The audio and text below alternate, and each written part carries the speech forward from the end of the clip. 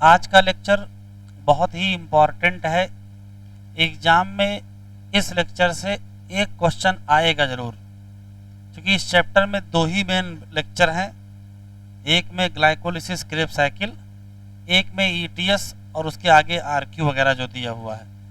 तो important lecture है। Question design होता है। लास्ट ईयर 2024 में भी एक अच्छा क्वेश्चन डिजाइन कर दिया, या तो बच्चों ने वो क्वेश्चन छोड़ दिया था और जिन लोगों ने किया था उनका गलत हो गया था। इतना बढ़िया था। अभी भी है, आपके पास बुकलेट है, पलट के देख लीजिए। लास्ट ईयर एक सवाल आया है, क्रेब साइकिल का था, और इतना बढ़िया क्वेश्चन डिजाइन कर लिए थे कि बच्चे उसको गलत कर गए। तो यहाँ अच्छे क्वेश्चन डिजाइन हो जाते हैं। तो आज हम लोग रेस्पिरेशन इन प्लांट का इंट्रोडक्शन तो हो ही चुका है।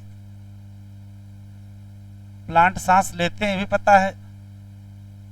वास्तव में शुरू करना है क्या? ग्लाइकोलिसिस।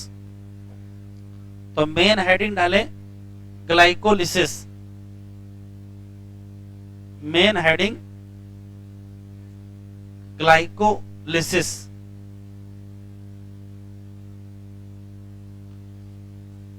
बातचीत ना करें।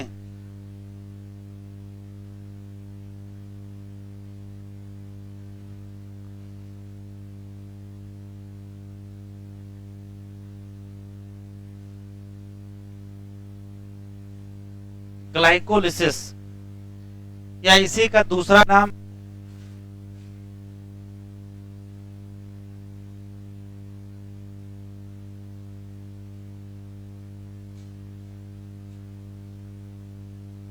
EMP pathway.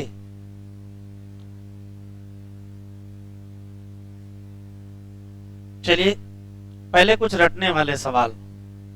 पहला सवाल है कि ग्लाइकोलिसिस किस भाषा का शब्द है? एनसीईआरटी में दिया है। कौन सा है?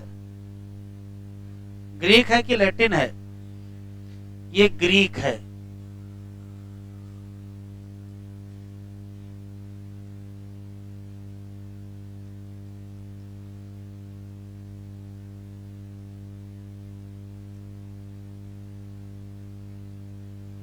और ग्लाइकोलिसिस में ग्लाइको का जो मतलब है,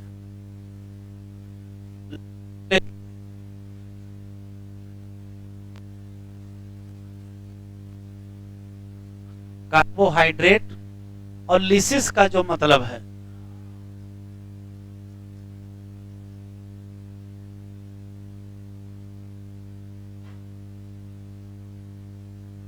ये सब रटने वाले सवाल हैं। क्वेश्चन ये पूछ सकता है कि किस भाषा का शब्द है, तो ग्रीक लैंग्वेज है। दूसरा क्वेश्चन, इसका नाम ईएमपी पाथवे क्यों है? तो इसका जो मैकेनिज्म है, लिखते चले, एक्सप्लेन बाई इम्बिडेन मेयरहाफ एंड पर्नस। तो इम्बिडेन का ई ले लेंगे, मेयरहाफ का एम ले लेंगे, पर्नस का पी ले लेंगे।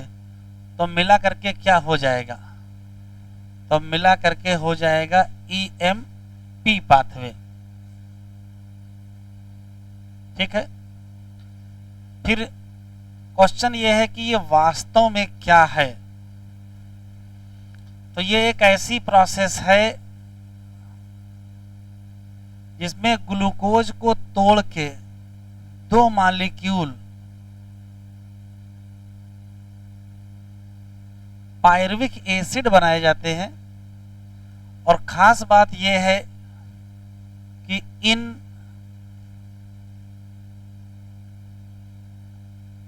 एब्सेंस ऑफ O2 ये घटना होती है। और कहां होती है?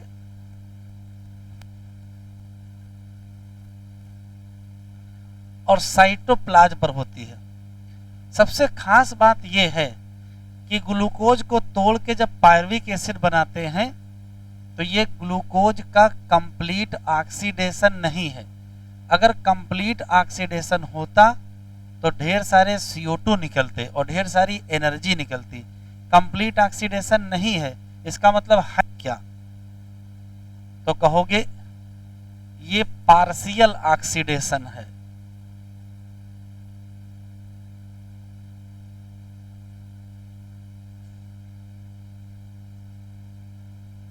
ग्लूकोज का किसमें?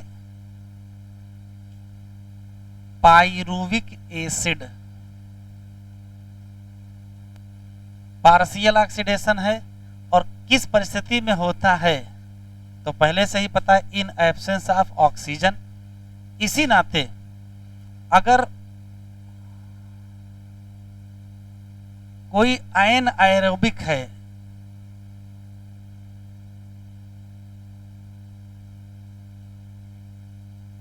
अगर कोई एनाएरोबिक ऑर्गेनिज्म है तो उसमें सिर्फ और सिर्फ और सिर्फ यही होगी एज ए रेस्पिरेटरी प्रोसेस। इसमें क्या होगा? Only glycolysis as respiratory process. लेकिन अगर कोई एरोबिक है,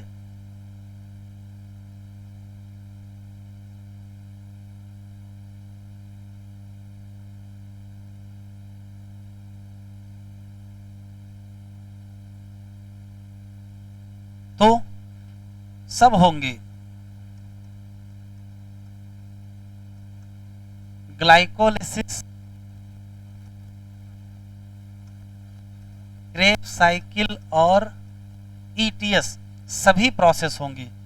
इसका मतलब है कौन सी ऐसी प्रोसेस है जो सभी लिविंग ऑर्गेनिज्म में होती है?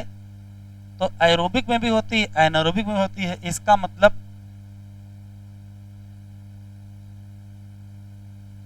टेक प्लेस इन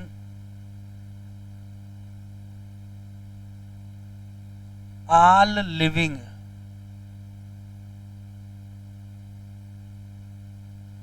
ऑर्गेनिज्म। ये सब रटने वाले सवाल हैं। किसमें होती है? तो कहोगे सभी लिविंग ऑर्गेनिज्म में होती है, चाहे एरोबिक हो और चाहे एन एरोबिक हो।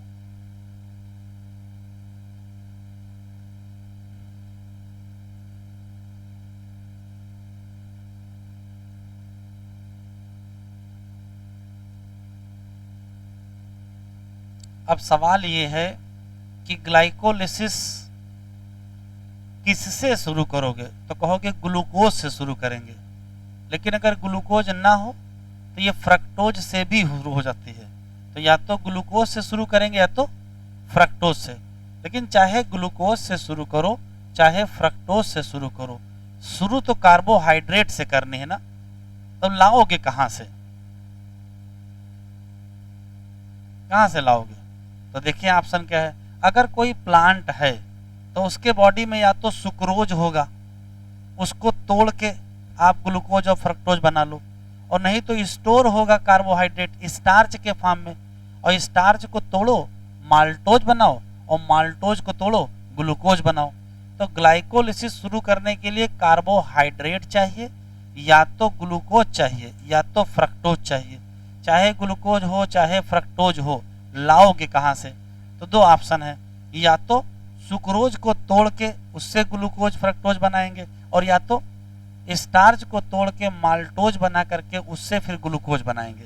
ये सब रटने वाले क्वेश्चन है, ये भी लिख लीजिए।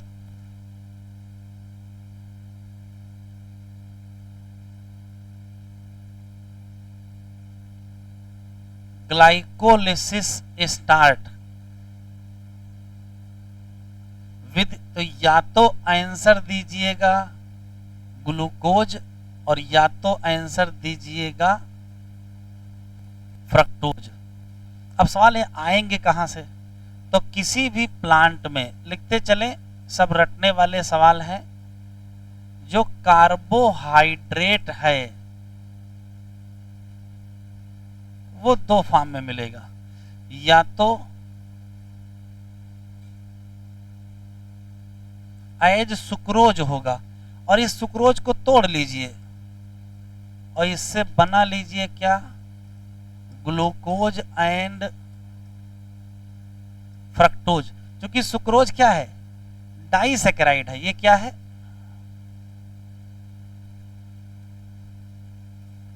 डाइसैकेराइड, जबकि ये दोनों क्या है,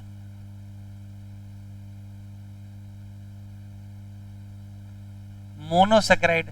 यहां एक एंजाइम लगता है, एंजाइम, उसका नाम एनसीईआरटी में दिया है, कौन सा, इन्वर्टेज। तो या तो सुक्रोज का इस्तेमाल करोगे, मतलब उसको तोड़ दोगे ग्लूकोज और फ्रक्टोज, और या तो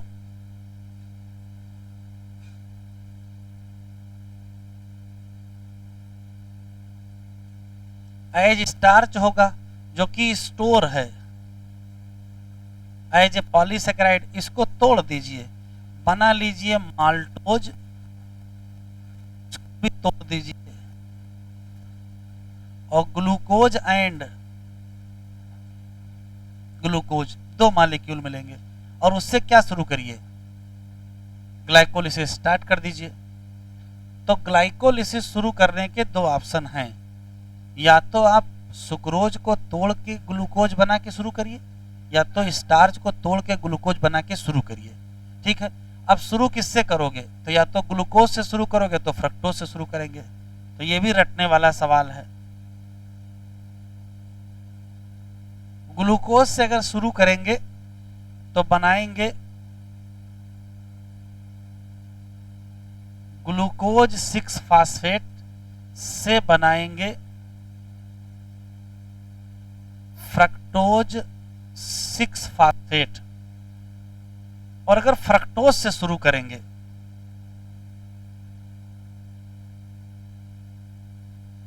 तो सीधे बनाएंगे क्या, फ्रक्टोज 6 फास्फेट। अब ध्यान से सुनिएगा, इसके बाद के जितने स्टेप होंगे, इसके बाद के जितने स्टेप होंगे वो सेम होंगे, ग्लूकोज के लिए और फ्रक्टोज के लिए अंतर दिख जाना चाहिए। ये एक स्टेप ग्लूकोज से ग्लूकोज 6 फास्फेट और फ्रक्टोज से फ्रक्टोज 6 फास्फेट, इसको पीछे करके लिख लेते हैं, फ्रक्टोज से फ्रक्टोज 6 फास्फेट। तो फ्रक्टोज 6 फास्फेट बना लिया, और उसके बाद देखिए यहाँ ग्लूकोज 6 फास्फेट बनाने के बाद फ्रक्टोज 6 फास्फेट बनाना पड़ता है, तो ये स्टेप करना पड़ेगा, और यहाँ सीधे फ्रक्टोज 6 फास्फेट बनेगा। तो यहां से यहां तक केवल कितना हुआ, एक स्टेप, जबकि यहां से यहां तक कितने हो गए, 2 स्टेप। इसी नाते ग्लूकोज की जब ग्लाइकोलिसिस करते हैं तो टोटल 10 स्टेप होते हैं, जबकि फ्रक्टोज से शुरू करते हैं तो 9 स्टेप होते हैं, क्योंकि एक स्टेप ये वाला क्या हो जाएगा, कम हो जाएगा। तो क्वेश्चन पूछेगा कि ग्लूकोज से शुरू करो या फ्रक्टोज से शुरू करो, किसके बनने के बाद दोनों में सेम प्रोसेस होती है। तो कहोगे एक बार फ्रक्टोज 6 फास्फेट बना लो, उसके बाद चाहे ग्लूकोज का हो चाहे फ्रक्टोज का हो, स्टेप क्या होंगे, सेम। अगर ग्लूकोज की ग्लाइकोलिसिस करोगे तो टोटल कितने स्टेप, 10।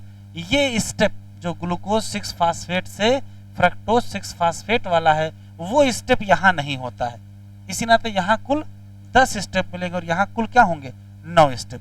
क्या बनने के बाद सेम चलेगा, तो फ्रक्टोज 6 फास्फेट बना लो, और उसके बाद स्टेप क्या हो जाएंगे, सेम। इतना और लिख लो, फिर हेडिंग डालो स्टेप ऑफ ग्लाइकोलिसिस, और जो लिख रहा हूं उसे लिख लीजिए। रटने वाले सारे सवाल आपने लिख लिए हैं क्या, कि ग्लाइकोलिसिस शब्द ग्रीक है, ग्लाइको का मतलब कार्बोहाइड्रेट, लिसिस का मतलब तोड़ना। एम्बेडन, मेयरहाफ और पर्नस नाम के साइंटिस्ट ने इसको एक्सप्लेन किया या उसकी पूरी मशीनरी बताई, इसी नाते ईएमपी पाथवे कहा गया। ये साइटोप्लाज्म में होता है, इसमें ऑक्सीजन नहीं लगती है। इन एरोबिक ऑर्गेनिक जो हैं उसमें केवल यही होता है, और जो एरोबिक होते हैं उसमें ये और बाकी सब भी होते हैं। इसका मतलब ये सभी लिविंग ऑर्गेनिज्म में होता है। ये रियल में क्या है, तो कहोगे ऑक्सीडेशन है ग्लूकोज का, लेकिन कंप्लीट नहीं है। क्या है? इनकम्प्लीट कहो चाहे पार्शियल कहो, इनकम्प्लीट या पार्शियल ऑक्सीडेशन है, जिससे बनते हैं 2 मॉलिक्यूल ऑफ पायरुविक एसिड। यहाँ तक हम लोगों ने पढ़ लिया। शुरुआत हमको ग्लाइकोलिसिस के लिए कार्बोहाइड्रेट चाहिए, वो या तो सुक्रोज के फॉर्म में मिलेगा तो तोड़ के ग्लूकोज फ्रक्टोज बना लें, या तो पॉलीसैकेराइड स्टार्च के फॉर्म में मिलेगा तो तोड़ के ग्लूकोज बना लेंगे। अंततः या तो ग्लूकोज होगा या तो फ्रक्टोज। शुरू कहीं से भी कर सकते हो, ग्लूकोज से भी शुरू कर सकते हो, फ्रक्टोज से भी शुरू कर सकते हो। बस ग्लूकोज से शुरू करोगे तो ग्लूकोज 6 फास्फेट और फ्रक्टोज 6 फास्फेट वाला एक स्टेप बढ़ जाएगा, जबकि यहाँ अगर फ्रक्टोज से शुरू करोगे तो सीधे फ्रक्टोज 1,6 या फ्रक्टोज 6 फास्फेट बन जाएगा। तो एक स्टेप कम होगा किसमें? फ्रक्टोज वाले में। एक स्टेप ज्यादा होगा किसमें? ग्लूकोज में। अब देखो होता क्या है वो यहाँ देखे हैं। पहला सवाल है कि ग्लूकोज एक 6 कार्बन कंपाउंड है और ग्लूकोज को कन्वर्ट किया जाएगा ग्लूकोज 6 फास्फेट में। जब ग्लूकोज 6 फास्फेट में कन्वर्ट करोगे, इसका मतलब है ग्लूकोज के नंबर कार्बन पर क्या जोड़ दिया गया? फास्फेट जोड़ दिया गया। जब कभी किसी मॉलिक्यूल में फास्फेट जोड़ा जाता है तो उस घटना को क्या कहते हैं? तो उस घटना को कहते हैं फास्फो, अब लिखिएगा नहीं, पहले देख लीजिएगा, फास्फोराइलेशन। तो यहां फास्फोराइलेशन हुआ है किसका? ग्लूकोज का कि ग्लूकोज 6 फास्फेट का? ग्लूकोज में फास्फेट जोड़ा गया है। अब जब जोड़ोगे तो फास्फेट लाओगे कहां से? तो एटीपी तोड़ोगे, उससे फास्फेट निकालोगे और किस में जोड़ दोगे? ग्लूकोज में जोड़ दोगे। इस फास्फोराइलेशन रिएक्शन में एक एंजाइम लगेगा जिसका नाम हेक्सोकाइनेज है। मान लेते हैं अगर हमने यहां लिया होता फ्रक्टोज ग्लूकोज की जगह, तो फ्रक्टोज को सीधे किसमें कन्वर्ट किया गया होगा? Fructose 6 phosphate. और यहां भी घटना कौन सी होती? फास्फोराइलेशन होती। और यहां भी एंजाइम वही लगता, कौन सा? तो एनसीईआरटी में एक ही लाइन में लिख दिया है कि फास्फोराइलेशन करो चाहे ग्लूकोज का और चाहे करो क्या? फ्रक्टोज का, उससे कुछ फर्क नहीं पड़ता है, एंजाइम एक ही लगे, कौन सा? हेक्सोकाइनेज। और खर्चा क्या होगा? एटीपी।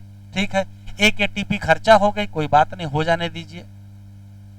ग्लूकोज 6 फास्फेट बन गया तो केमिस्ट्री में आपको पढ़ाया जाता होगा कि ये दोनों आइसोमर होते हैं। तो यहाँ एक एंजाइम लगता है जिसका नाम आइसोमेरेज है। ये क्या करता है? ग्लूकोज 6 फास्फेट को फ्रक्टोज 6 फास्फेट में कन्वर्ट कर देगा। स्टेप तो यहां से शुरू करोगे ग्लूकोज से, और अगर फ्रक्टोज से शुरू कियोगे तो इस स्टेप को करने की आवश्यकता है ही नहीं, सीधे क्या बन जाएगा? फ्रक्टोज 6 फास्फेट बन जाएगा। चलिए ठीक है, ग्लूकोज 6 फास्फेट को फ्रक्टोज 6 फास्फेट में कन्वर्ट कर लिया गया। उसके बाद फिर से फास्फोराइलेशन किया गया। जब फिर से फास्फोराइलेशन करोगे तो 6 नंबर पर तो फास्फेट जुड़ा ही था, अब 1 नंबर पर भी जोड़ दिया गया। तो ये घटना कौन सी है? तो कहोगे फास्फोराइलेशन है। आपका फास्फोराइलेशन कर रहे हो, अब फ्रक्टोज 6 फास्फेट का फास्फोराइलेशन किया है, कन्वर्ट हो गया फ्रक्टोज 1,6 बाई फास्फेट में। यहाँ भी एंजाइम लगता है, एनसीईआरटी में इसका नाम नहीं दिया है लेकिन जरूरी है, फास्फोफ्रक्टोकाइनेज। तो ये 3 रखोगे, पहला हेक्सोकाइनेज, दूसरा, तीसरा फास्फोफ्रक्टोकाइनेज। वैसे तो सभी स्टेप के अपने अपने अलग एंजाइम हैं, सारे एंजाइम ना हमको पता है और ना तुमको याद रखने हैं, लेकिन कम से कम कितने? 3 तो याद ही रखो। ये जो फ्रक्टोज 1,6 बाई फास्फेट बना है, इसमें 6 कार्बन है और ये टूट जाएगा 2 मॉलिक्यूल, एक मॉलिक्यूल 3 कार्बन का और दूसरा मॉलिक्यूल भी 3 कार्बन का। इसका नाम 3-फास्फोग्लिसरॉल्डिहाइड है और इसका नाम डाइहाइड्रोक्सी एसीटोन फास्फेट है। एनसीईआरटी वाला अगर आप फ्लो चार्ट देखो तो यहाँ लिखा है ट्राइओज फास्फेट और यहाँ भी लिखा है क्या? Triose phosphate. ये शब्द हमको फोटोसिंथेसिस में भी मिला था। ये ट्राइओज क्या होता है? तो जिसमें 3 कार्बन हो, ऐसी कोई शुगर जिसमें क्या हो? 3 कार्बन, उसका नाम क्या कहोगे? ट्राइओज। और फास्फेट जुड़ा है तो नाम क्या पड़ गया? Triose phosphate. तो ये भी ट्राइओज फास्फेट है, ये ही ट्राइओज फास्फेट है, ये भी ट्राइओज फास्फेट है, इवन यहाँ तक क्या है, ट्राइओज फास्फेट है। ठीक है, तो ट्राइओज फास्फेट के नाम एग्जामिनर आपसे पूछ लेगा। एनसीईआरटी वाला जरा फ्लो चार्ट देखिए और देखिए कहाँ कहाँ ट्राइओज फास्फेट लिखा है।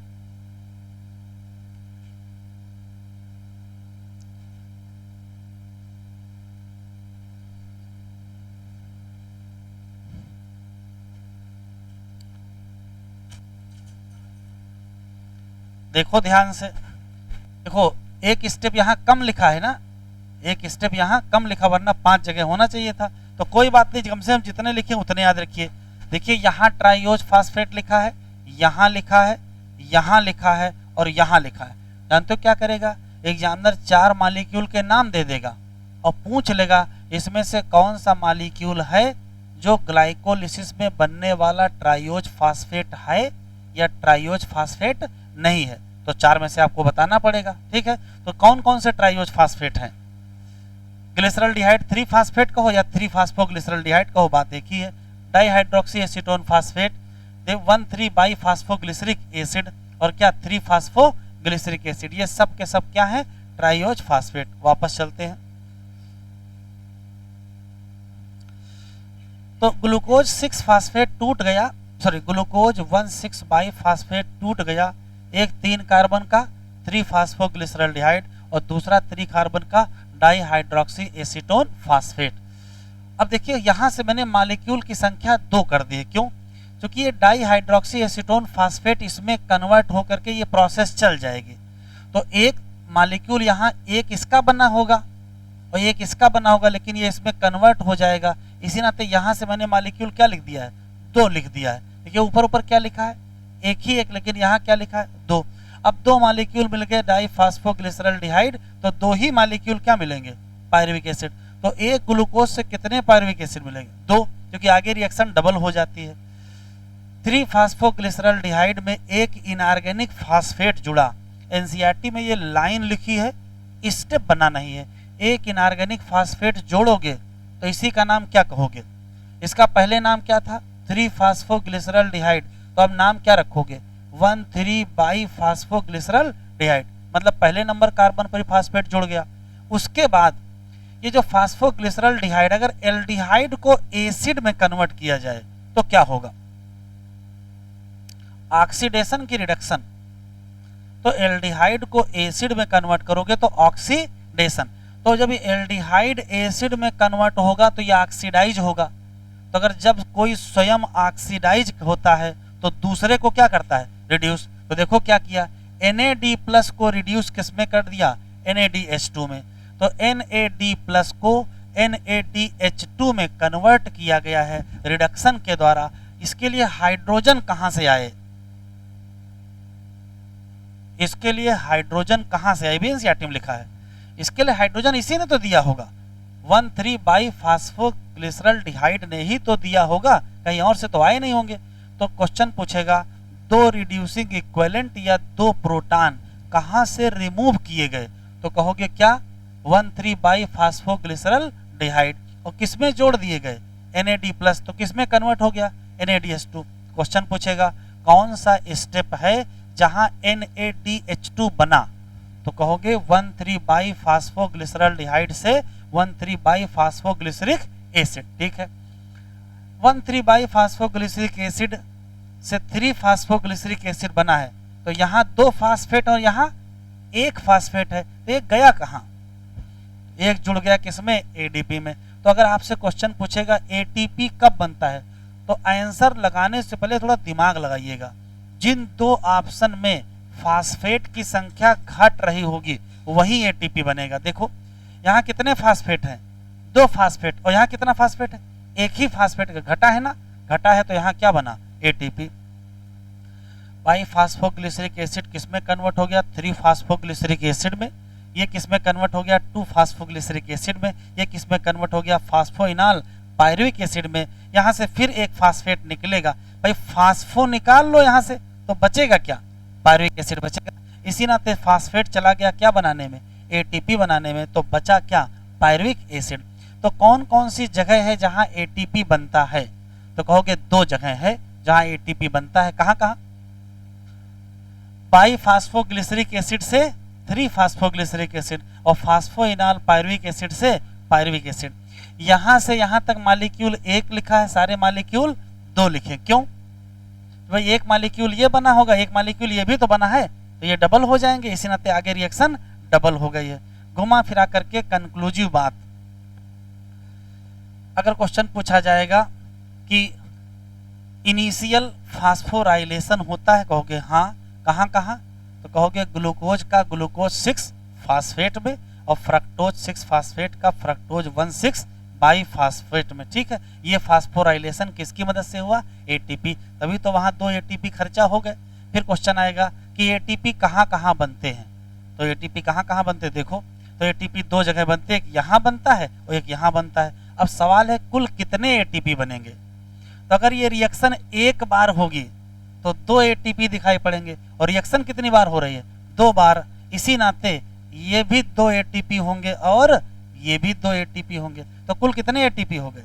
4 एटीपी। अच्छा, NADPH2 कितने बनेंगे? NADH2 कितने बनेंगे?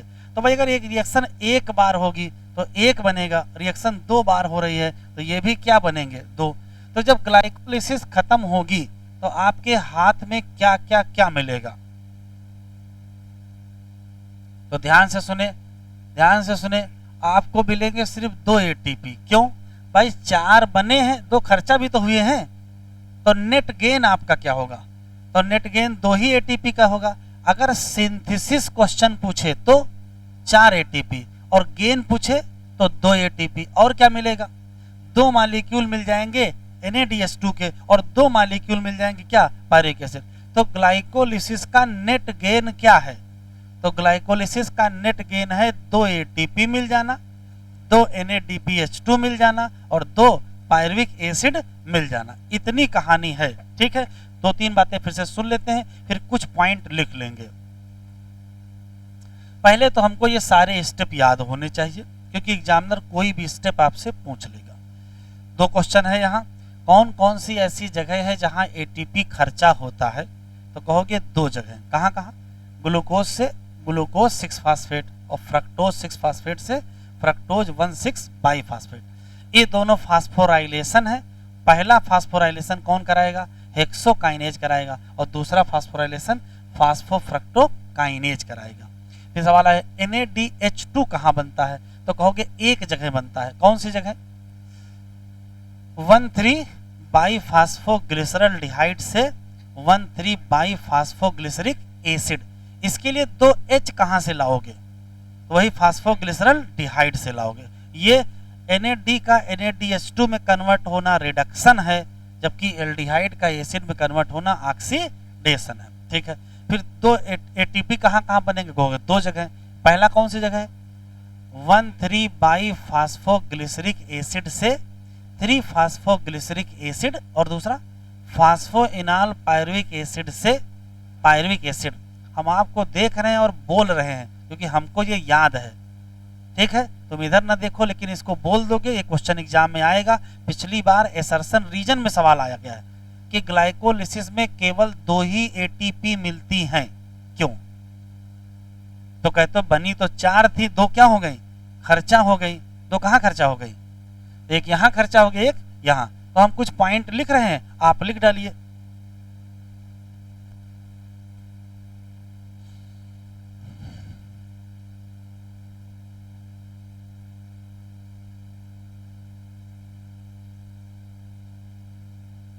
फास्फोराइलेशन होता है किसका? ग्लूकोज या फ्रक्टोज का। और एंजाइम बताओ कौन सा? Enzyme hexokinase. फिर फास्फोराइलेशन होता है, अब किसका होता है? तो अब होता है फ्रक्टोज 6 फास्फेट का। और एंजाइम कौन सा? एंजाइम है फास्फो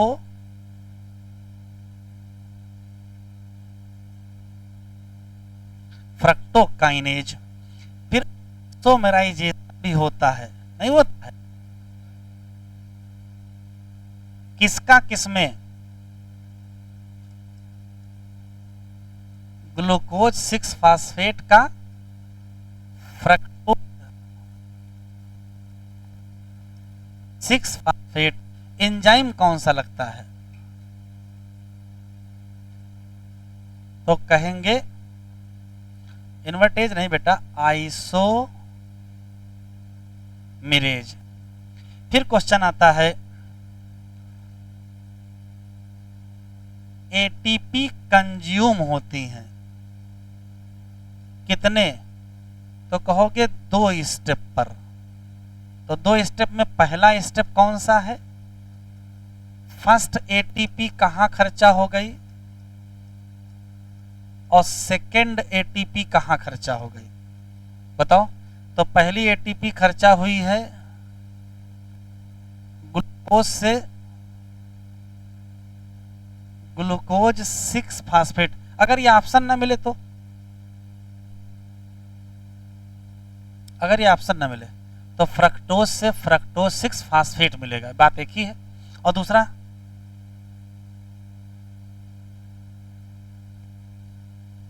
फ्रक्टोज 6 फास्फेट से लेकर के फ्रक्टोज 1,6 बाई फास्फेट। फिर लिखा है एटीपी सिंथेसिस भी कहां होती है? 2 ही स्टेप में। तो पहला स्टेप कौन सा है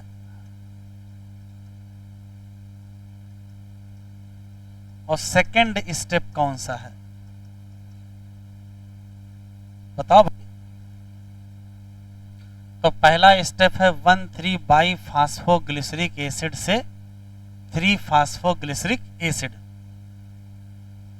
1,3 बाई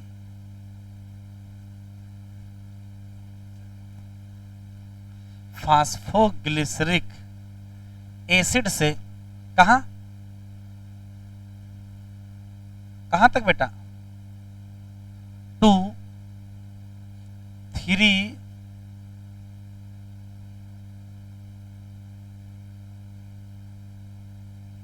फास्फोग्लिसरिक एसिड।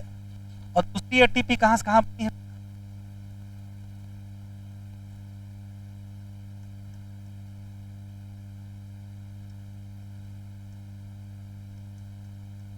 बताओ। कहोगे phospho इनाल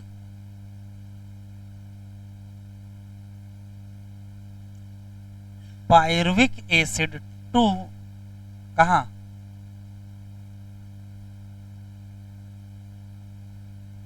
pyruvic acid.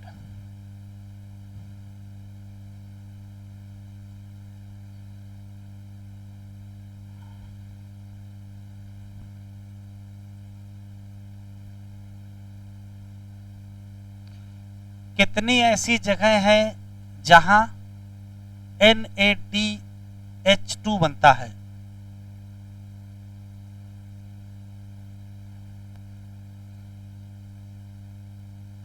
NADH plus H plus कहो या इसी का दूसरा नाम NADH2 भी है।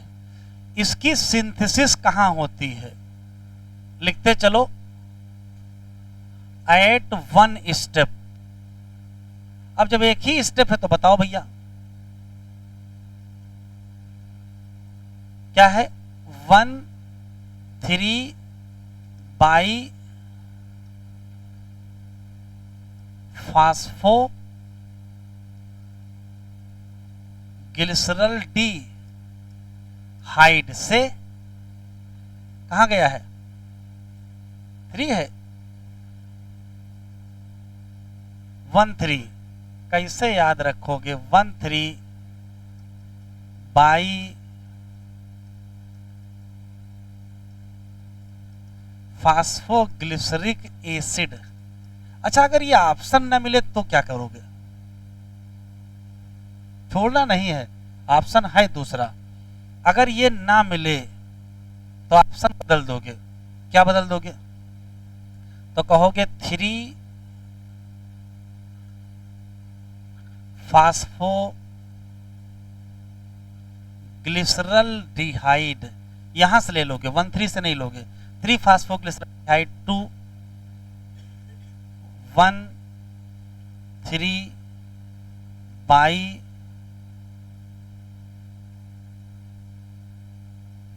Phosphoglyceric acid. अगर ये ना मिले तो ये भी सही है, गलत नहीं है। 1,3 वाला नहीं होगा, उसके ऊपर से ले लेंगे एक स्टेप। NaDH एनसीईआरटी वाली देखो, यही लिखा हुआ है। NaDH2 कहां बना? तो रियल में तो ये जगह है, 1,3 बाई फास्फोग्लिसरल्डिहाइड से 1,3 बाई फास्फोग्लिसरिक एसिड। लेकिन अगर ये ना मिले तो एक स्टेप ऊपर से ले लीजिए, 3 फास्फोग्लिसरल्डिहाइड से 1,3 बाई फास्फोग्लिसरिक एसिड।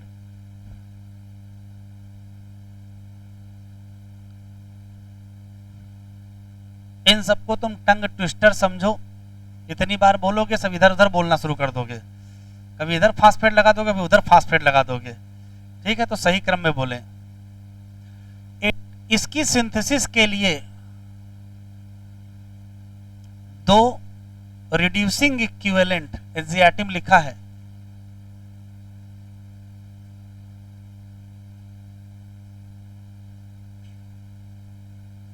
दो रिड्यूसिंग इक्विवेलेंट कहो या 2H प्लस, कहां से रिमूव करोगे? तो कहां से?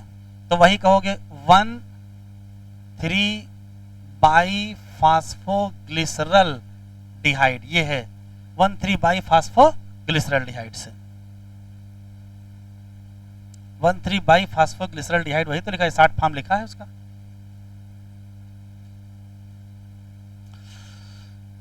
ग्लाइकोलिसिस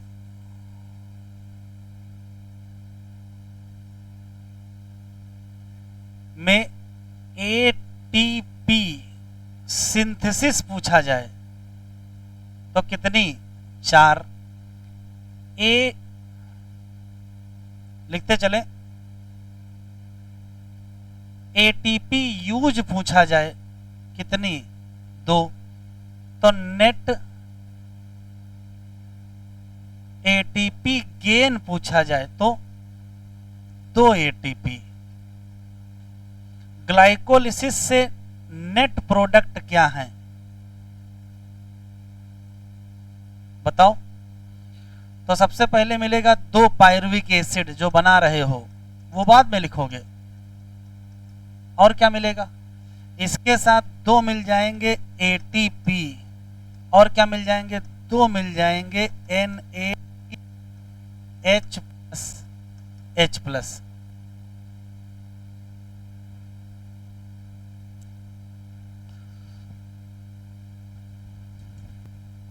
अगर रिएक्शन लिखना चाहें तो C6H12O6 को तोड़ा जाएगा तो 2 मॉलिक्यूल मिलेंगे C3H4O3 प्लस 2 मॉलिक्यूल मिलेंगे क्या? NaDH+H। देखो H बैलेंस है,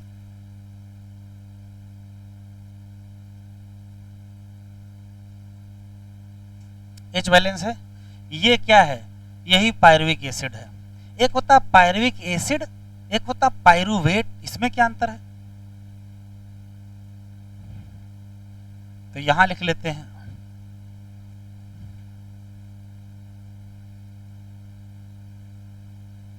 जब आप एनसीईआरटी पढ़ोगे तो कंफ्यूज हो जाओगे। कहीं लिखा मिलेगा पायरुविक एसिड, जिसका फार्मूला है C3H4O3, और कहीं मिला होगा पायरुवेट। अब ये क्या है? तो ये वास्तव में आयन है। ये है C3H3O3-। तो पायरुवेट आयन होता है और पायरुविक एसिड होता है।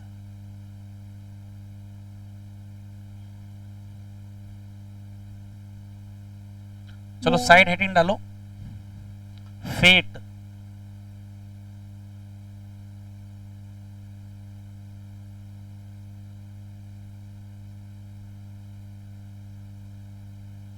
पायरुविक एसिड, देखो फेट क्या है।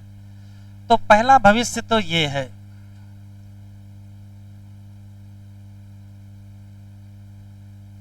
पहला भविष्य ये है कि कर लीजिए लैक्टिक एसिड फर्मेंटेशन। अभी लिखिएगा नहीं,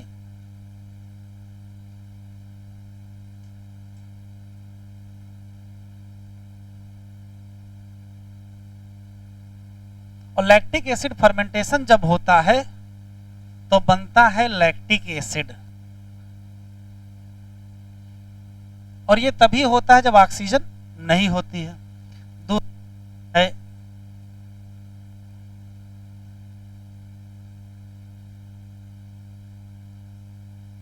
एल्कोहलिक फर्मेंटेशन कर लिया जाए और बता लिया जाए इथाइल अल्कोहल, साथ में CO2। तीसरा ऑप्शन है एरोबिक रेस्पायरेशन कर लिया जाए। और एरोबिक रेस्पायरेशन करने का मतलब है कि ये वो प्रोसेस है जिसमें ग्लूकोज का कंप्लीट ऑक्सीडेशन हो जाएगा। और जब ग्लूकोज का कंप्लीट ऑक्सीडेशन होगा तो निकलेगी क्या? तो निकलेंगे CO2, वाटर और बहुत ज्यादा एनर्जी। और जब बहुत ज्यादा एनर्जी निकलेगी तो बहुत ज्यादा क्या बनेंगे? ATP बनेंगे। बस फर्क ये है कि ये दोनों घटनाएं इन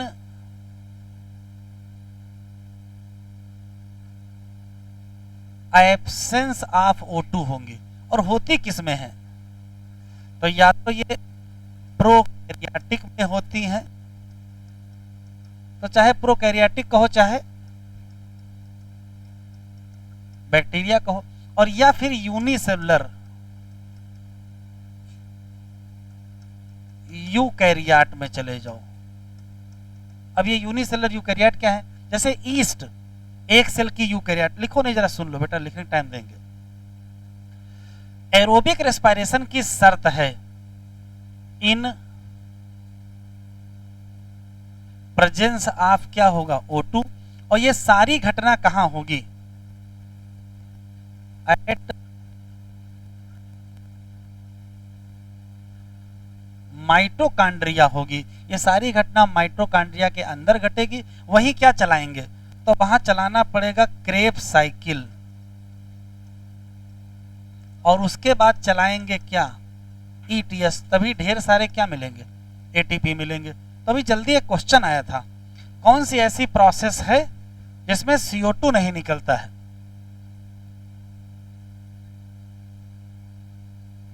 CO2 नॉट रिलीज। अरे तो देखो भैया, लैक्टिक एसिड फर्मेंटेशन में CO2 नहीं निकल रहा है। CO2 किसमें नहीं निकलता है? तो या तो आंसर दीजिएगा लैक्टिक एसिड फर्मेंटेशन, और या तो आंसर दीजिएगा ग्लाइकोलिसिस। तो निकलता किसमें है? तो अल्कोहलिक फर्मेंटेशन और एरोबिक रेस्पायरेशन। सवाल पलट दिया गया। कौन सी ऐसी प्रोसेस है जिसमें ऑक्सीजन यूज होती है या इन प्रेजेंस ऑफ O2 होती है? तो प्रेजेंस ऑफ O2 में केवल एरोबिक रेस्पायरेशन ही होगा। और इन एब्सेंस ऑफ O2 क्या होगा? तो इन एब्सेंस ऑफ O2 आप ग्लाइकोलिसिस कर लोगे, लैक्टिक एसिड फर्मेंटेशन कर लोगे, और अल्कोहलिक फर्मेंटेशन। तो 5 क्वेश्चन है, इसको लिख लो पहले। चलो लिख लो क्वेश्चन। पहला, process in absence of O2 बताओ। जो बताओगे वही लिख देंगे।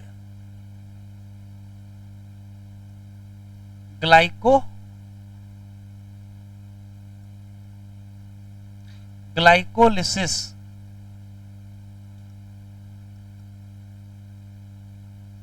और कौन सी, लैक्टिक एसिड फर्मेंटेशन, और कौन सा,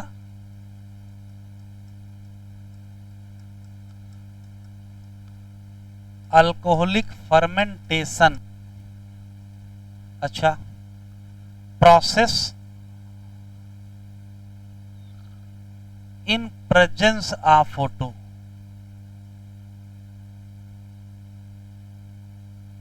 aerobic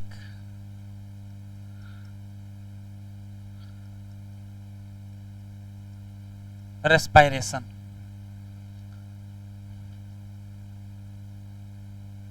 process not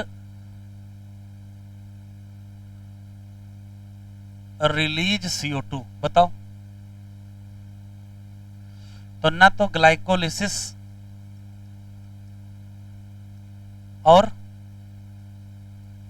lactic acid fermentation.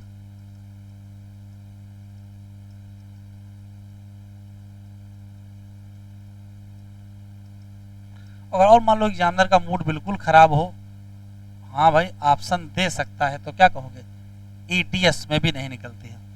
Process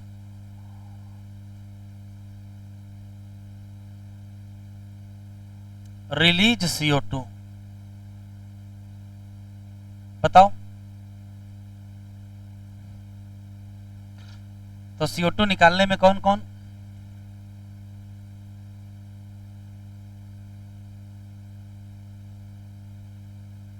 alcoholic fermentation और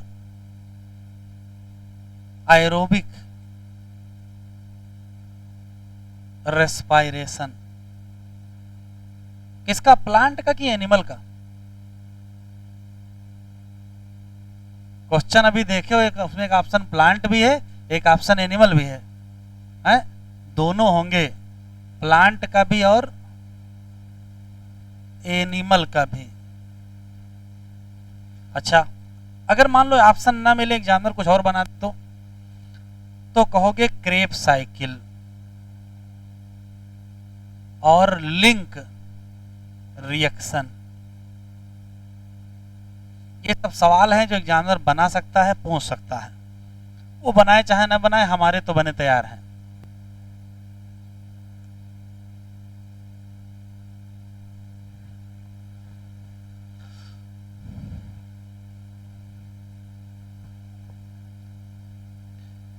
यहां से पढ़ना शुरू करेंगे।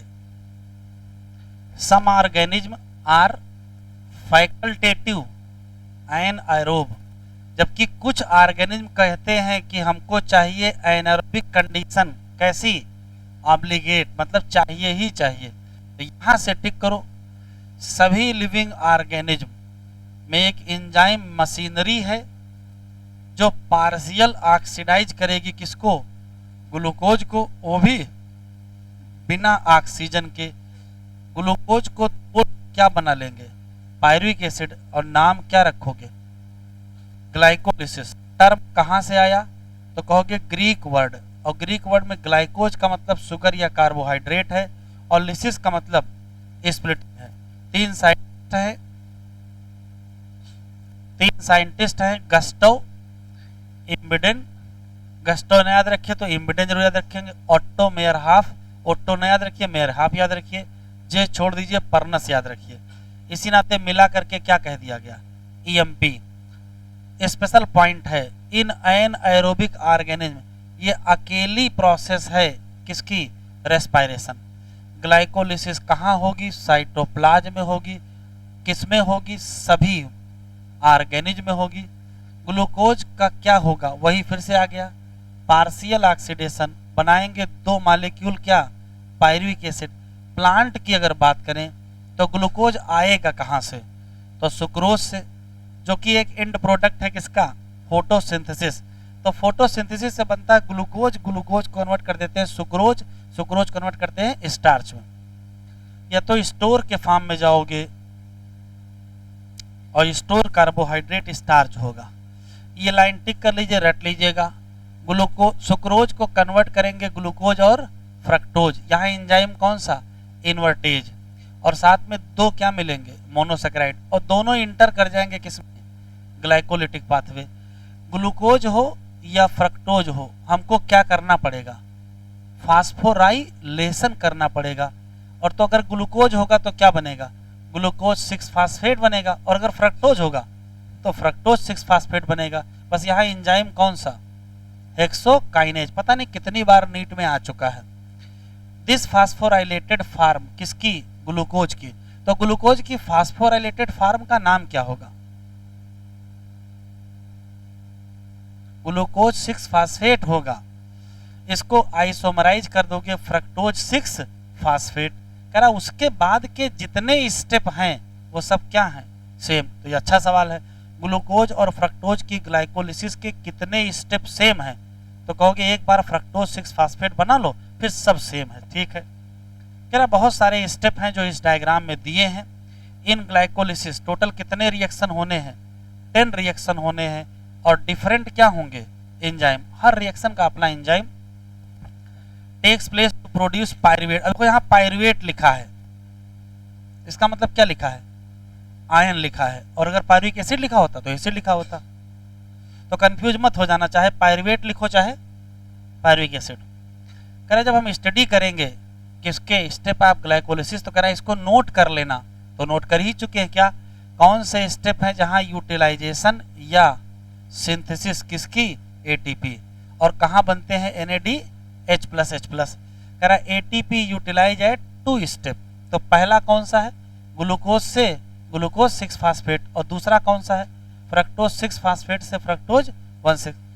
फ्रक्टोज 1,6 बाईफास्फेट ही टूट के क्या बनाएगा, डाईहाइड्रोक्सी एसीटोन फास्फेट और 3 फास्फोग्लिसरल डिहाइड। अब देखो यहाँ 3 फास्फोग्लिसरल डिहाइड लिखे हैं, यहाँ क्या लिखा है,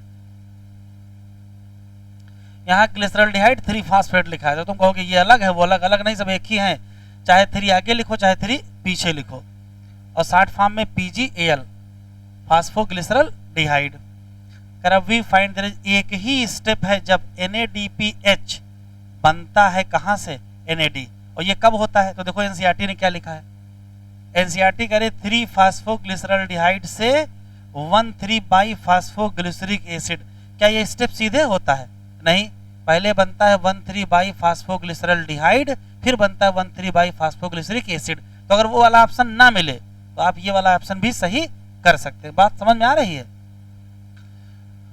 दो रिडॉक्स इक्विवेलेंट किस फॉर्म में, हाइड्रोजन के फॉर्म में, कहां से निकालोगे, एल्डिहाइड से ही तो निकालोगे, और ट्रांसफर कर दोगे किसको, NAD, और वो NADH2 कन्वर्ट हो जाएगा।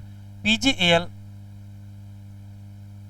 एल्डिहाइड है तो ये ऑक्सीडाइज हो जाएगा, और साथ में क्या यूज कर लेगा, इनऑर्गेनिक फास्फेट। कहीं एनसीईआरटी में दिख रहा है इनऑर्गेनिक फास्फेट डायग्राम में, कहीं नहीं दिख रहा है, हमने आपको जो लिखा है उसमें दिखाया है इनऑर्गेनिक फास्फेट। तो इनऑर्गेनिक फास्फेट किस स्टेप में यूज होता है, 3 फास्फोग्लिसरल डिहाइड को 1,3 बाईफास्फोग्लिसरल डिहाइड में यूज होता है। उसके बाद जब उसको एसिड में कन्वर्ट करते हो तो NADH2 बन जाता है। कन्वर्जन करो बाईफास्फोग्लिसरिक एसिड का फास्फोग्लिसरिक एसिड में, तो यहाँ एनर्जी निकलेगी, अब निकलेगी तो क्या बना लोगे, ATP बना लोगे।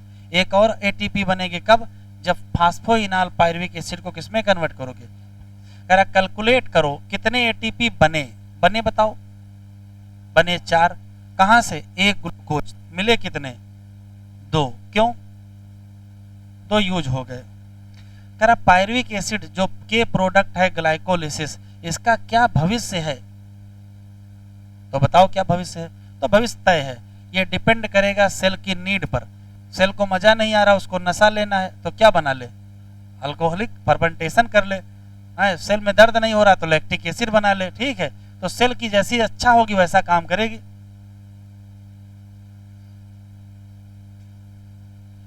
कह रहा 3 मेजर रास्ते हैं, पहला कौन है, तो पहला रास्ता है कि लैक्टिक एसिड क्या कर लो, दूसरा रास्ता अल्कोहलिक फर्मेंटेशन कर लो, तीसरा रास्ता।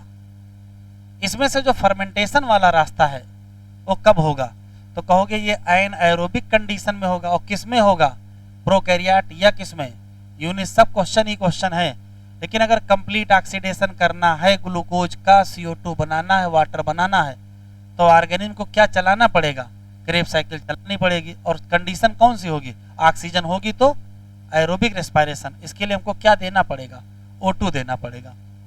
तो पहले ये तय किया गया, पहले लॉ फर्मेंटेशन कर लेते हैं, फिर एरोबिक रेस्पिरेशन करेंगे। हेडिंग डालो fermentation.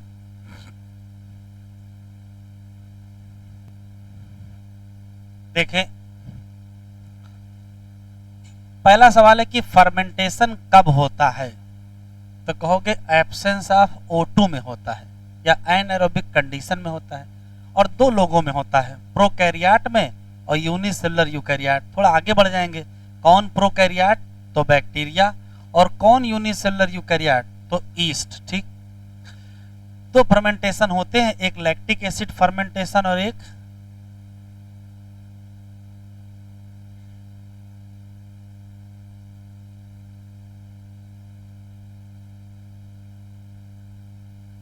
Alcoholic fermentation. Lactic acid fermentation का रिजल्ट होगा कि पायरुविक एसिड से लैक्टिक एसिड बनेगा, और अल्कोहलिक फर्मेंटेशन का रिजल्ट होगा कि पायरुविक एसिड से इथाइल अल्कोहल बनेगा। बस फर्क देख लीजिए क्या है।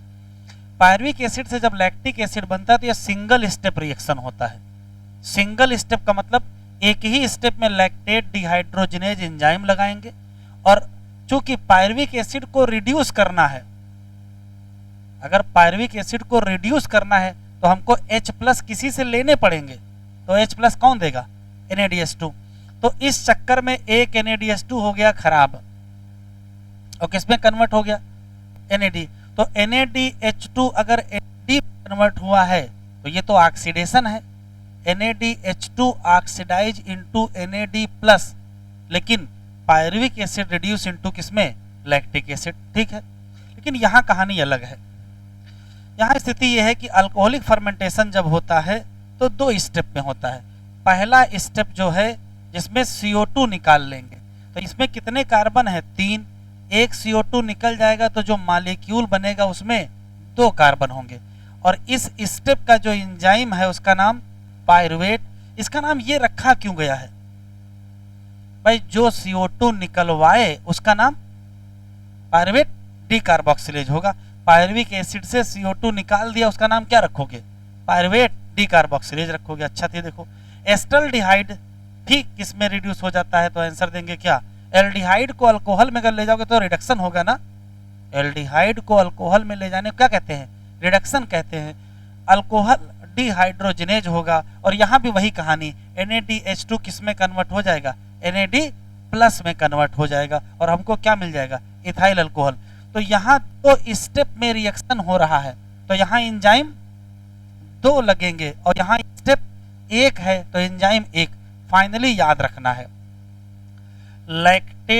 लैक्टिक एसिड फर्मेंटेशन का एंजाइम लैक्टेट डिहाइड्रोजिनेज, और अल्कोहलिक फर्मेंटेशन का एंजाइम, तो आंसर देंगे pyruvate decarboxylase and alcohol dehydrogenase.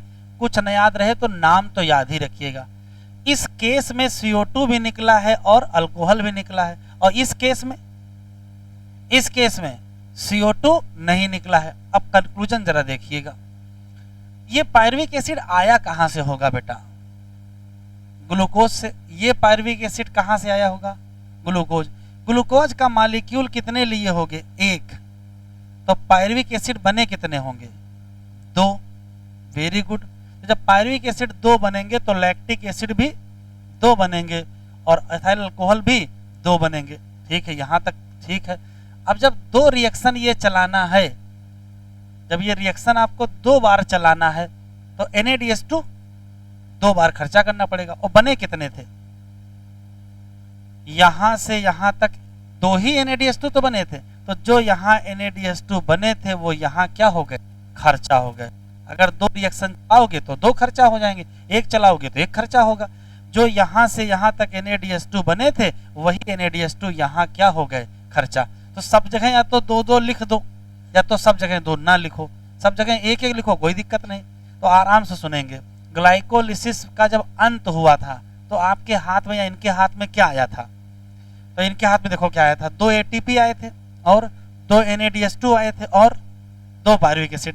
Pyruvic acid को किसमें कन्वर्ट कर दिया, पायरुविक एसिड को किसमें कन्वर्ट कर दिया, लैक्टिक एसिड में या इथाइल अल्कोहल में, और NADH2 किसमें कन्वर्ट कर दिया, NAD प्लस में। तो बचा क्या, सिर्फ 2 ATP। तो क्वेश्चन पूछता है कि जब फर्मेंटेशन करते हैं तब कितने ATP बनते हैं, तो कहोगे कोई ATP नहीं बनता है। लेकिन फर्मेंटेशन के अंत में कितने ATP हाथ में आते हैं, 2। कौन से वाले, वो पहले ग्लाइकोलिसिस वाले। तो कितने ATP बनते हैं, कहोगे 0। कितने NADH2 बनते हैं, 0। कितने NADH2 खर्चा हो जाते हैं, दोनों खर्चा हो जाते हैं। अगर ग्लूकोज से हम शुरू करेंगे तो दोनों खर्चा हो जाएंगे। तो ग्लूकोज का इस्तेमाल करके जब आप फर्मेंटेशन करोगे तो फाइनली आपको मिलेगा क्या, तो सिर्फ 2 ATP मिलेंगे। मिलने कितने चाहिए थे, अगर ग्लूकोज का फर्मेंटेशन ना किया जाता और एरोबिक रेस्पिरेशन किया जाता तो 32 ATP ना मिलते, सॉरी 36 ATP। कितने मिलते, 36 ATP मिलते। 36 की जगह कितने मिले, 2 मिले। बताओ कितने परसेंट है, निकाल के देखो।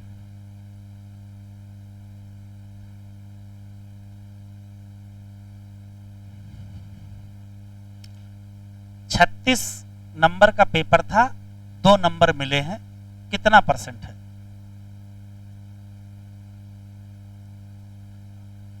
अरे निकाल लो, हमको कोई जल्दी नहीं, हमको तो पता ही है,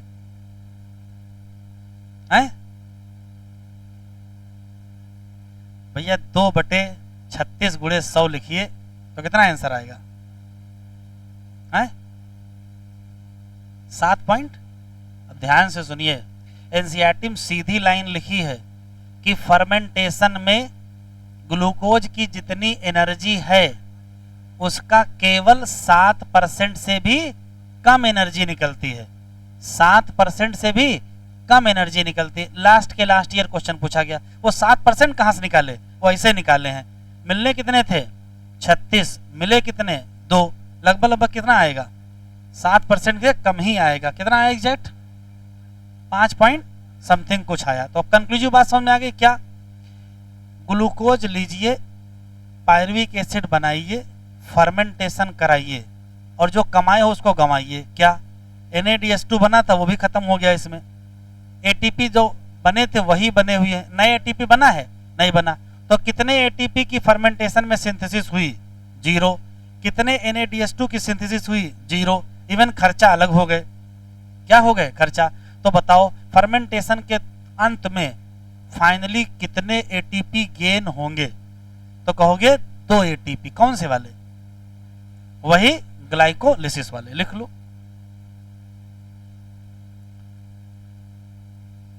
तो जब ग्लूकोज से पायरुविक एसिड बना के क्या करते हैं, फर्मेंटेशन करते हैं, तो जो एनर्जी निकलती है वो इतनी नहीं होती है कि क्या बना सको,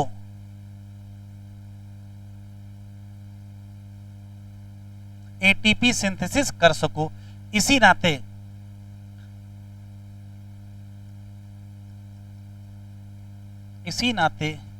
ड्यूरिंग फर्मेंटेशन क्या कहोगे, कहोगे नो ATP सिंथेसिस। लेकिन यदि एक ग्लूकोज मॉलिक्यूल का फर्मेंटेशन में इस्तेमाल किया जाए तो क्या होगा, तो कहोगे 2 ATP गेन। ये कौन सी हैं, ऑफ ग्लाइकोलिसिस।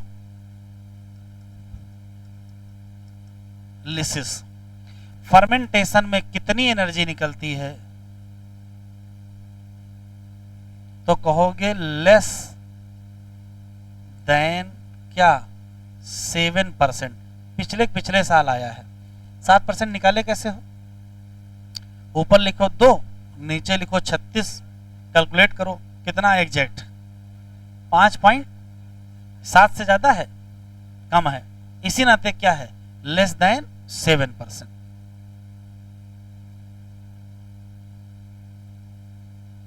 एक आखिरी सवाल, फर्मेंटेशन में क्या यूज हो जाता है, NADH+H+,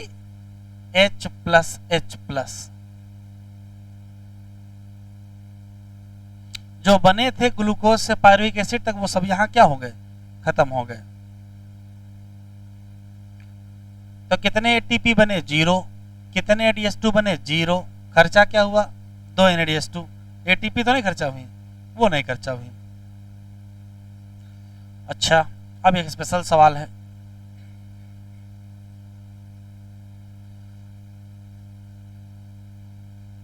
ईस्ट क्या करती है,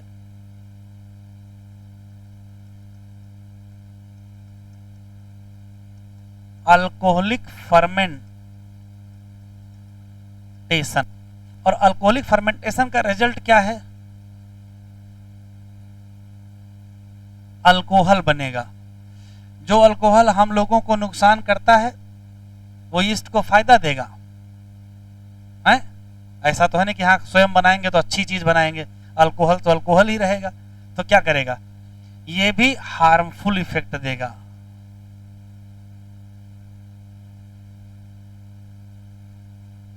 कहां, ईस्ट, उसके लिए भी जहरीली हो जाएगा, पॉइजनस। लेकिन पीने वाले लोग जानते, चाहे जितना जहर हो जाए, हैं, पिएंगे जरूर, जान रहे हैं जहर है लेकिन पिएंगे जरूर। ईस्ट जान रहा है कि क्या बनने वाला है, अल्कोहल बनने वाला है, नुकसान करेगा लेकिन बनाएगा जरूर। तो कह रहा कितने % बनाएगा, तो ओनली 13% अल्कोहल। आप टू लिख लो अल्कोहल कंसंट्रेशन। तो एनसीईआरटी में एक क्वेश्चन है कि यदि नेचुरल फर्मेंटेशन हो रहा है, नेचुरल फर्मेंटेशन हो रहा है तो अल्कोहल कंसंट्रेशन कितनी होगी, 13% कि 13% ज्यादा, 13% से ज्यादा होगी। मर जाएंगे लेकिन अल्कोहल बनाएंगे, ठीक है। तो कितना होती है, लगभग 16% तक होती है। मरते मरते भी 1-2% क्या कर जाएंगे, बढ़ा जाएंगे।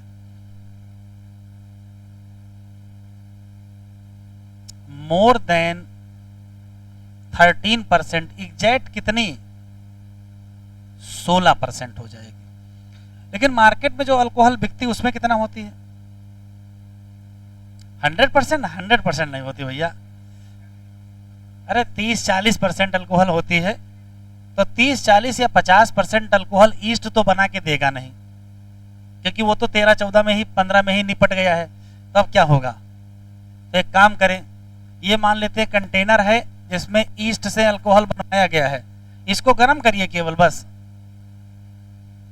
ये गर्म करेंगे तो क्या होगा, तो जो वाटर होगा वो उड़ जाएगा। अब जब वाटर उड़ जाएगा तो कंसंट्रेशन क्या करेगी, बढ़ जाएगी। प्रोसेस का नाम डिस्टिलेशन और फैक्ट्री का नाम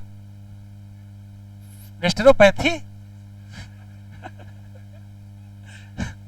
फैक्ट्री का नाम डिस्टिलरी होता है। क्या होता है, डिस्टिलरी। तो जो मार्केट में है,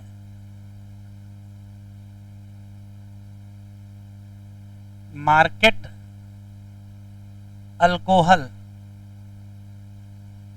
बेवरेजेज, पेय पदार्थ, उसमें मोर अल्कोहल है। क्यों, क्योंकि डिस्टिलेशन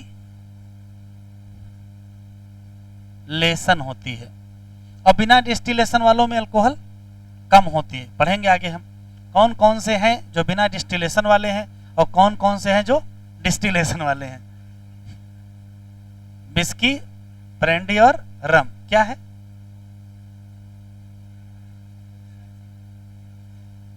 वाइन, बियर, वाइन और बियर, बिल्कुल पक्की जानकारी है। और कौन कौन सी जो डिस्टिलेशन के बाद बनती है, विस्की, ब्रांडी और रम।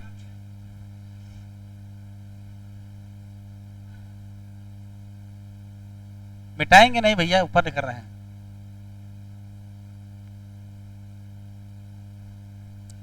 एक क्वेश्चन और, लैक्टिक एसिड फर्मेंटेशन कौन करता है?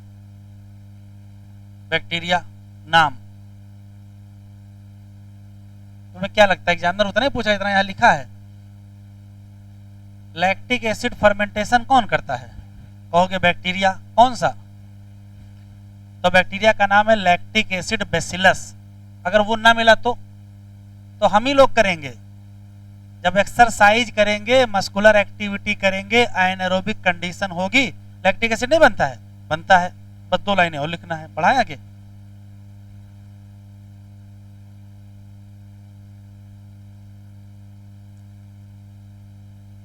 पक्का? तो ईस्ट कितने % के बाद उसको जहर होने लगता है? 13% के बाद। लेकिन अगर नेचुरली हुआ है तो कितना बन जाएगा? 13 से ज्यादा बन जाएगा, लेकिन 16 तक बनेगा। और मार्केट में जो आते हैं उनमें बहुत ज्यादा होती। क्यों? डिस्टिलेशन होता है।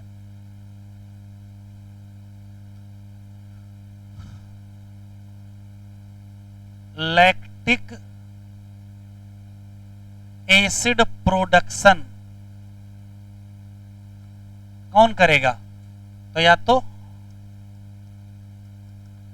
लैक्टिक एसिड बेसिलस, या इनको शॉर्ट फॉर्म में LAB कहते हैं। या तो लैक्टिक एसिड बेसिलस करेंगे, या तो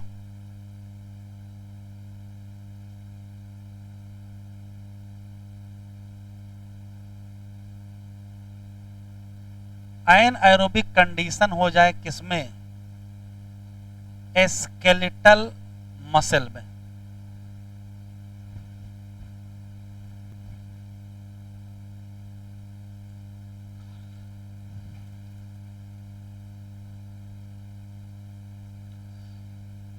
इन फर्मेंटेशन जैसा कि किसमें कहा जाता है? ईस्ट। क्या होगा? ये देखो लिखा है इनकम्प्लीट ऑक्सीडेशन। किसका? ग्लूकोज का। किस परिस्थिति में? एनाएरोबिक कंडीशन। जहां एंजाइम कौन सा हाँ, पायरुविक एसिड को कन्वर्ट कर दोगे किसमें? CO2 और इथेनॉल। तो यहां देखो ऑक्सीडेशन लिखा है। एंजाइम पायरुविक एसिड कौन सा? D carboxylase. और कौन सा? Alcohol dehydrogenase catalyse these reaction. कुछ ऑर्गेनिज्म जैसे कुछ बैक्टीरिया प्रोड्यूस करेंगे क्या? Lactic acid. कहां से? Pyruvic acid.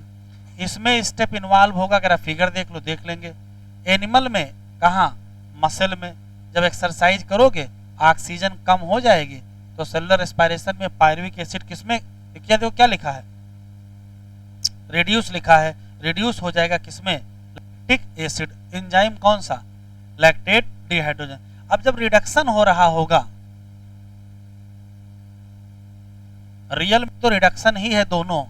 अगर रिडक्शन हो रहा है तो रिड्यूसिंग एजेंट का काम कौन करेगा? NADH। अब ये स्वयं क्या हो जाएगा? ऑक्सीडाइज। तो दूसरे को क्या कर देगा? रिड्यूस। तो हकीकत में चाहे अल्कोहलिक फर्मेंटेशन हो चाहे लैक्टिक एसिड फर्मेंटेशन हो, ये है क्या? रिडक्शन। कहाँ रिडक्शन कहोगे, कहाँ ऑक्सीडेशन कहोगे? ध्यान से सुनिए।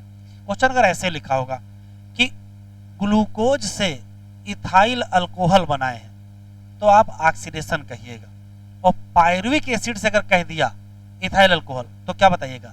रिडक्शन बताइएगा। थोड़ा सावधानी से पढ़िएगा। ग्लूकोज से अगर कह दिया तो ऑक्सीडेशन बताइएगा, और पायरुविक एसिड से कह दिया तो रिडक्शन कह दिया। अगर रिडक्शन हो रहा है तो रिड्यूसिंग एजेंट कौन है? NADH2। कह रहा चाहे लैक्टिक एसिड हो चाहे अल्कोहलिक फर्मेंटेशन हो, ज्यादा एनर्जी नहीं निकलेगी। अब जब ज्यादा एनर्जी नहीं निकलेगी तो कितने निकलेगी? 7% एनर्जी। और इससे हम क्या नहीं बना पाएंगे? ATP नहीं बना पाएंगे। द प्रोसेस नुकसानदायक भी है, चाहे एसिड बनाओ चाहे अल्कोहल बनाओ। कह रहा नेट ATP बताओ कितनी सिंथेसिस होंगी? तो भैया सिंथेसिस तो है 0, गेन कितने का है? 2 का है। कह रहा कैलकुलेट कर लो जो वो ATP बनी थी उनके नंबर।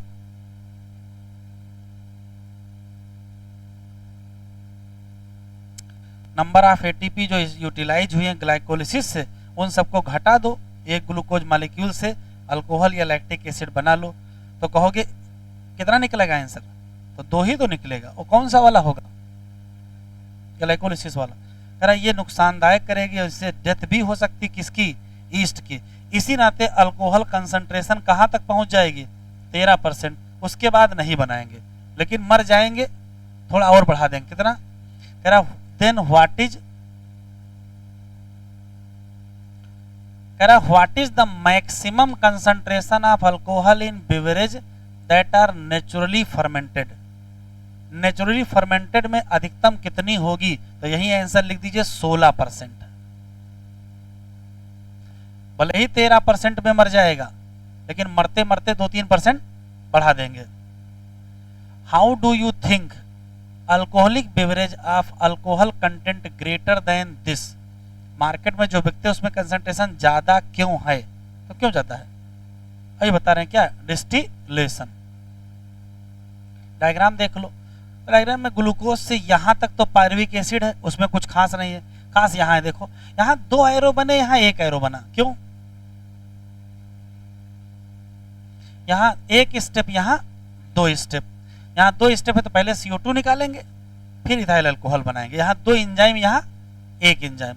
इधर जो NADH2 बनाएंगे वो इधर क्या करेंगे? बर्बाद कर देंगे। हेडिंग डालिए एरोबिक रेस्पिरेशन। वैसे एनसीईआरटी ने तो यहां हेडिंग डाली है, लेकिन ये जो कहानी यहां लिखी है वो सब एरोबिक रेस्पिरेशन की पार्ट है। तो हेडिंग डालिए एरोबिक रेस्पिरेशन।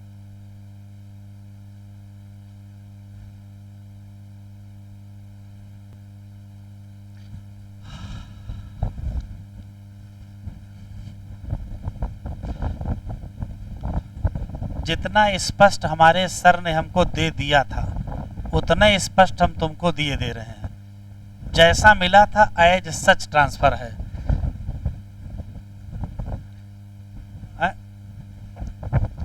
गुरुजी हमारे बेचारे एक्सपायर हो गए होंगे अब, क्योंकि तभी बेचारे बहुत बुढ़े थे, वो बुजुर्ग थे जब हम पढ़े थे उनसे सन 2001 में। तो वो एक कॉलेज के प्रोफेसर थे और पति पत्नी दोनों लखनऊ में रहते थे, उनके बच्चे जर्मनी में रहते थे। तो यहाँ बेचारे परेशान रहते थे। फिर पता नहीं रहे हैं कि जर्मनी चले गए हैं, कुछ पता नहीं चला है।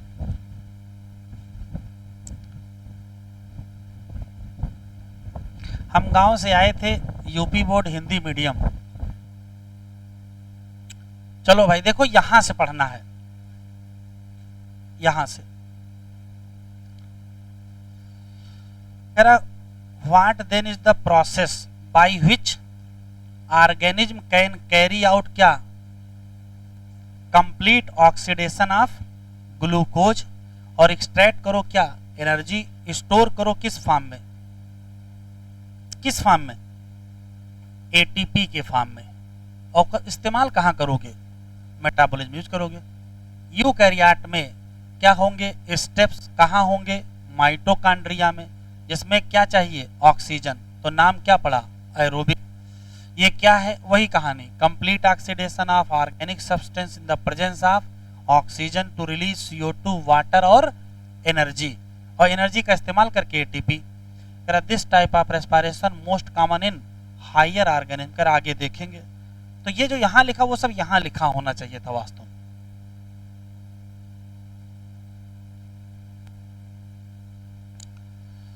फॉर एरोबिक रेस्पिरेशन कहाँ होगा बेटा?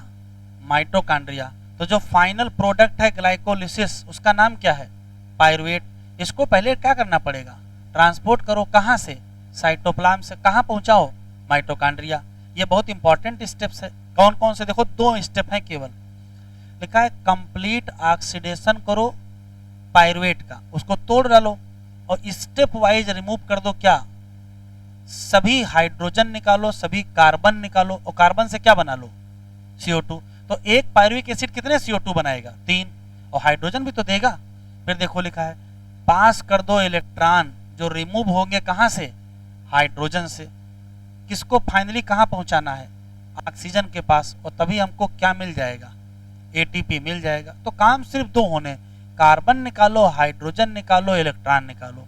कार्बन से CO2 बना लो, हाइड्रोजन का जो इलेक्ट्रॉन है उसको ऑक्सीजन के पास भेज दो और एटीपी बना लो।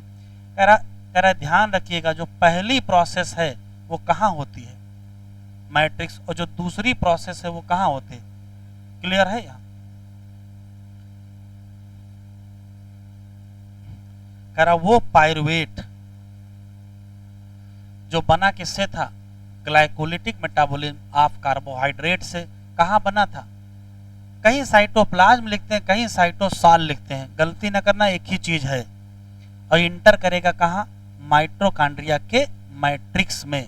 अब वहां क्या होगा, तो हेडिंग डालिए ऑक्सीडेटिव डीकार्बोक्सिलेशन। क्लियर है बेटा यहां तक। फिर से पढ़ लेते हैं, रिकॉर्डिंग छूट गई थी। ऑक्सीडेटिव डीकार्बोक्सिलेशन का नाम क्या है, लिंक रिएक्शन। क्यों, ये जोड़ता है ग्लाइकोलिसिस को क्रेब्स साइकिल से।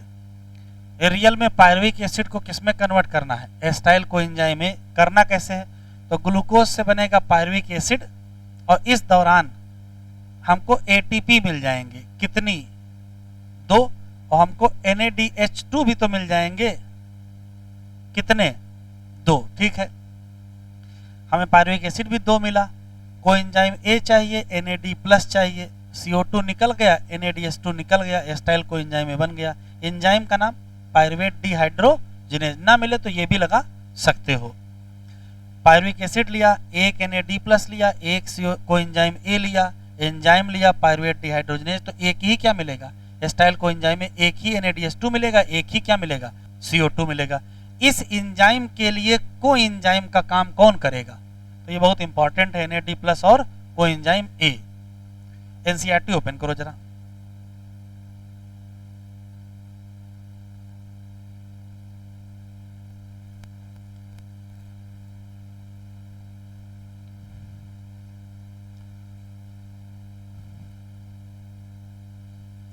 पायरुवेट जो बना कहां सा था, ग्लाइकोलिटिक मेटाबॉलिज्म ऑफ कार्बोहाइड्रेट। कहां, साइटोप्लाज्म। कहां पहुंचा, माइटोकॉन्ड्रिया। किसमें गया, oxidative decarboxylation. Enzyme pyruvate dehydrogenase, ना मिले तो डीकार्बोक्सिलेज भी कर सकते हो। Reaction catalysed by pyruvate dehydrogenase require a several coenzyme. बताओ, तो 2 कोएंजाइम, एक का नाम NAD और एक का नाम कोएंजाइम A। समझ में आई बात। तो जो NCERT में वहां नहीं लिखा वो यहां लिखा है। वहां लिखा है NAD+ और NADP, ये कोएंजाइम का काम करते, इनके लिए विटामिन चाहिए, ये बात वहां लिखी है। लेकिन ये दोनों किस एंजाइम के कोएंजाइम है वो यहां लिखा हुआ है। पायरुविक एसिड लिया, एक कोएंजाइम लिया, एक NAD लिया, एक एंजाइम लिया, मैग्नीशियम लिया, एक ये मिला, एक ये मिला, सब एक ही एक मिले। During this process 2 molecule NADH produce हो जाएंगे। तो अगर 2 प्रोड्यूस करना है तो हमको क्या लेने पड़ेंगे, 2 हमको पायरुविक एसिड लेने पड़ेंगे। और 2 पायरुविक एसिड कहां से मिलेगा, एक ग्लूकोज से मिलेगा। एस्टाइल कोएंजाइम A अब जो बना है वो कहां जाएगा, वो अब साइक्लिक पाथवे में जाएगा, जिसका नाम ट्राई कार्बोक्सिलिक एसिड साइकिल, जिसको बोलचाल की भाषा में क्रेब्स साइकिल कहते हैं। डिस्कवर किसने किया, हाइंस क्रेब। हेडिंग डालो क्रेब्स साइकिल, केवल हेडिंग डालो क्रेब्स साइकिल, और क्रेब्स साइकिल का फ्लो चार्ट बना लो। पढ़ाएंगे नहीं, पढ़ाएंगे अगले लेक्चर पर। क्रेब्स साइकिल का जो साइकिल का फ्लो चार्ट है वो लिख लीजिए।